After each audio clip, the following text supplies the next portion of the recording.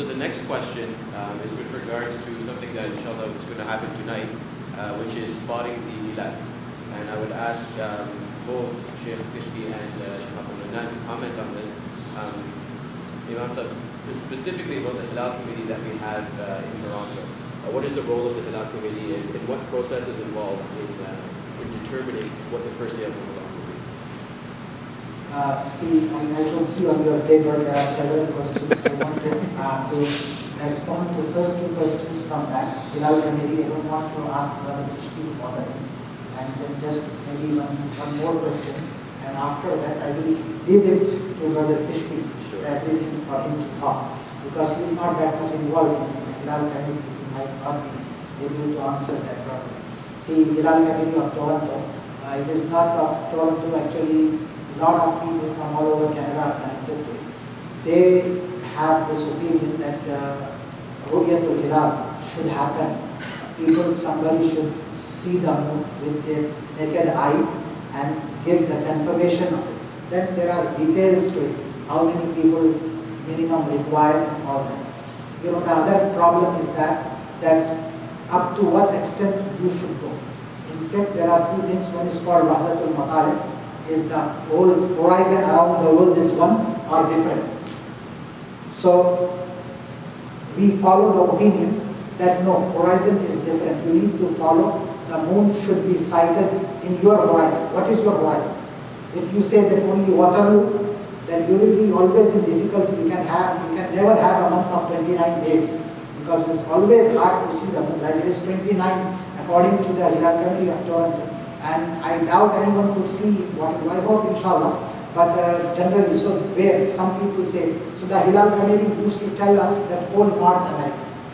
Then what happened in summer days, it became hard to wait for North America because sometimes, soon we are going to have Salatul Maghrib 9 o'clock. That means we have to wait even till the sun sets in Los Angeles, in Vancouver, on the west coast. And that would be maybe around 12 o'clock. By the time confirmation comes, it might be 1 o'clock. So they said instead of going to the west, they went to the south. So now we just go follow up to Chicago. At least 2 people should verify the moon sighting. And in south we go up to Caribbean, Barbados and Guyana and those places. If moon is sighted there, inshallah we will start the month of starting the month. There are other ways to other masajid follow, and for that they have their dalal to some of them based on global sighting or sighting of Makkah and all this. So I'm not going into those details since our masjid doesn't follow. Just a follow-up question. You mentioned that 2 people have to spot it. Now, what is the conditions on those people? Let's see if a child sees it. Does that count or? No, not child. A person who can testify, whose testimony will be accepted. That person needs to testify that. And that happens. But that's what I said. There are a lot of details, and in that book there are some opinions on which they differ. Right? I was there. This is one of the most controversial issues among Muslims in North America. They had a big conference in which they put this, and they asked the opinions of scholars from outside 2 months ago. Then they decided, no, we didn't reach any conclusion. We have to have a separate conference for this. And then about 2 to 3 weeks ago, Islamic Foundation, they had a separate conference for it. Still, they could not reach to any conclusion in the sense that to unite every opinion. So there are different opinions. So the next few questions are mostly 50 questions. Some of them that we received on the website, and some of them that are common questions that are usually asked in Ramadan. So the first question I have here is, when was the hukum of Psalm first given to the Muslims? When were Muslims first required to have to fast? Okay, that was second year after Hijrah. Prophet ﷺ migrated towards Medina, and then in second year, the obligation of fasting started, and from there it continued. You said you have several questions. I know the depth of knowledge of Brother Abdul-Qadir Kishki, and that's why I said that most of the questions I will leave him to answer. But before that, generally as an Imam, all the time I receive few questions that I think most of you want to know. That kind of questions I will answer you. And after that, like question that whether the siwak or toothbrush breaks the fast. It has, is it? Yes. Okay, so that is okay. If that comes all right, then you can skip it, right? So these things, see, first of all, we need to understand that for the fast to be broken, it is that something need to go inside the body with the passage that goes to the stomach. Right? There is mouth and sometimes there is private parts considered to be that. But if that, what it means that if you put something in your eyes, it is not going to, like eye drops, are not going to break your fast. Same thing, maybe the question is there about injection. It's not going to break your fast. Right? When it goes in the arteries, it is not to go in your stomach where the rest and food goes. And the same way, a lot of time people ask about giving the blood test. It won't break your fast.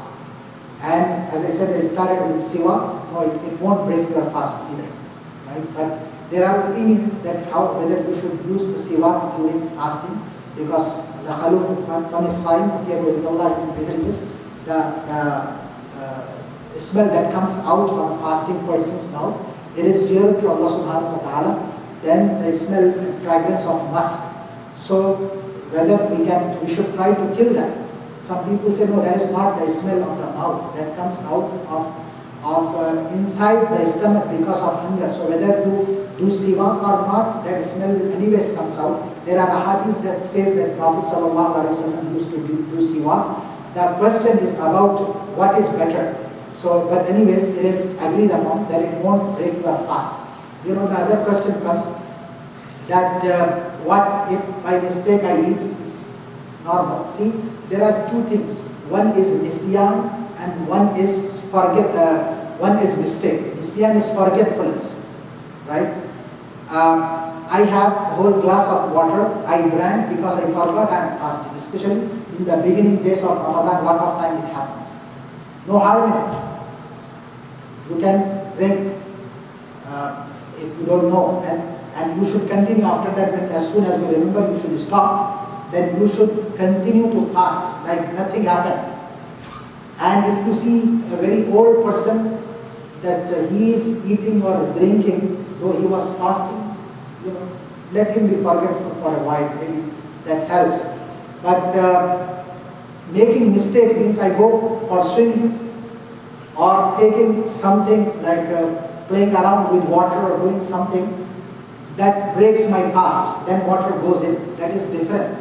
So some scholars may differ in between these two cases. So you have to be careful. That's why they say that you should not give a lot of blood, because that could put you in danger of becoming too weak and breaking your fast.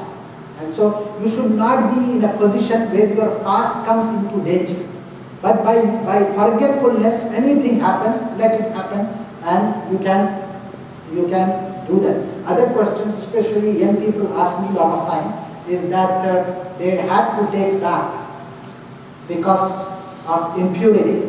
But there was very little time for suhoor left. They start to eat, then adhan of fajr, time of fajr. Now they are with that impurity in some part of sound, fasting. 5 to 5, fast starts, and they took about 25 minutes in that impurity, janab. What is the hukum of it? So it won't affect your sound. You are still fasting. It is good enough. You don't miss the fajr. But even if you miss the fajr, that is different hukum. Your fasting will be okay. So there I will stop, and inshallah I will give the microphone over to Brother Kishki to take over from here and answer questions.